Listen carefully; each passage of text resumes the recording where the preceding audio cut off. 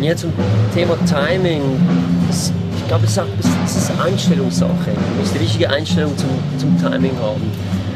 Man kann das von einer mathematischen Seite angehen, da findet man bestimmt Lösungen. Man kann aber auch von einer eher sprachlichen Seite dran angehen. Ich versuche es eher so zu verstehen, was Timing überhaupt bedeutet oder was gutes Timing ist oder schlechtes Timing. Merken, nämlich schlechtes Timing ist, wenn man zu früh kommt oder wenn man zu spät kommt. Man muss irgendwie rechtzeitig kommen. Das ist irgendwie, und das zu verstehen, irgendwie, wenn ein Event passiert, der genau dort ist, wo er das auslöst, was man auslösen will. Das hat dann nichts damit zu tun, ob das irgendwie mit dem Clicktrack übereinstimmt oder nicht. Das kann mit dem Clicktrack übereinstimmen oder nicht. Ich finde, es gibt Leute, die kommen auf die Welt mit einer sogenannten Inner Clock, eine innere Uhr, die extrem übereinstimmt mit der mathematischen Einteilung von der Zeit. Und die müssen sich gar nicht über das Gedanken machen, weil die spüren einfach die Abstände immer gleich. Ich glaube, das hat ein bisschen damit zu tun, wie wir uns verändern.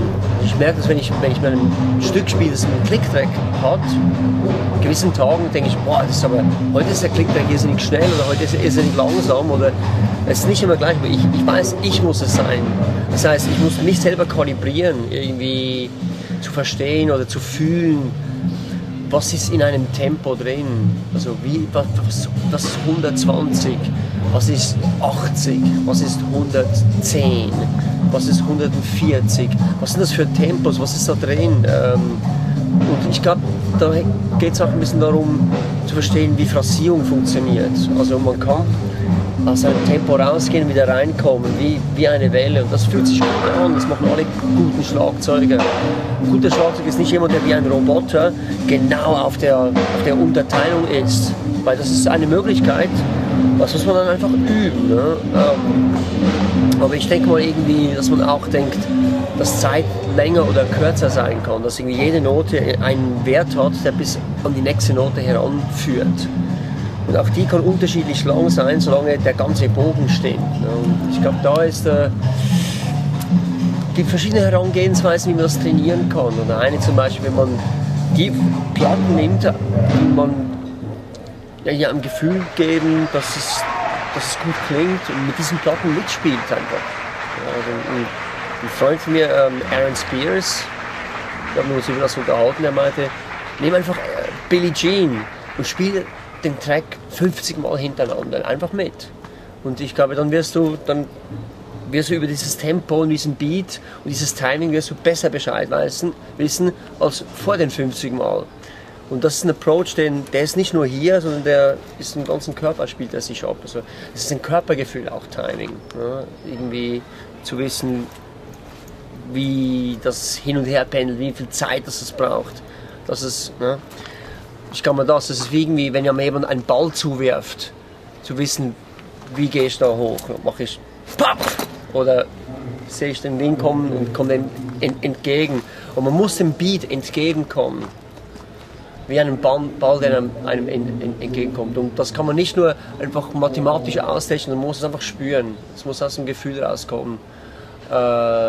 Wie ein Baseballspieler, dem ein Ball zugeworfen wird, ne, der genau im richtigen Augenblick den Beat erwischt. Ja. Ich glaube, das kann man so sehen. Etwas, was mir geholfen hat, ist irgendwie, egal was du spielst, die Viertelnote singen zu können. Ja, das in Relation, das weiß eine Sechzehntel oder eine Triole ist auch eine Triole. Und du verbiegst dich selber nicht. Das hilft einem, diese Kalibrierung, von der ich vorhin geredet habe, dass ich wie, okay, das Timing bin ich. Alles, was ich hier herumspiele, das kommt, weil ich es so will. Ja? Also lernst mal irgendwie einfach Viertelnoten zu singen.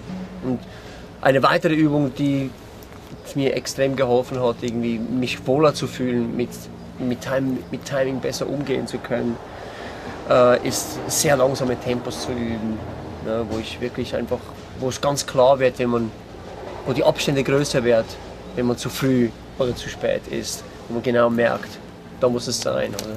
Und in dem Augenblick, wo es sich gut anfühlt, dann lösen sich auch die Fragen auf nach gutem oder schlechtem Timing, weil dann ist man das Time, dann stimmt's. Dann geht es eigentlich nur noch darum, es mit den anderen Musikern machen zu können. Das ist unser Job als Schlagzeuger, dass wir die anderen Musiker inspirieren, die richtige Time zu fühlen. Das ist unser Job.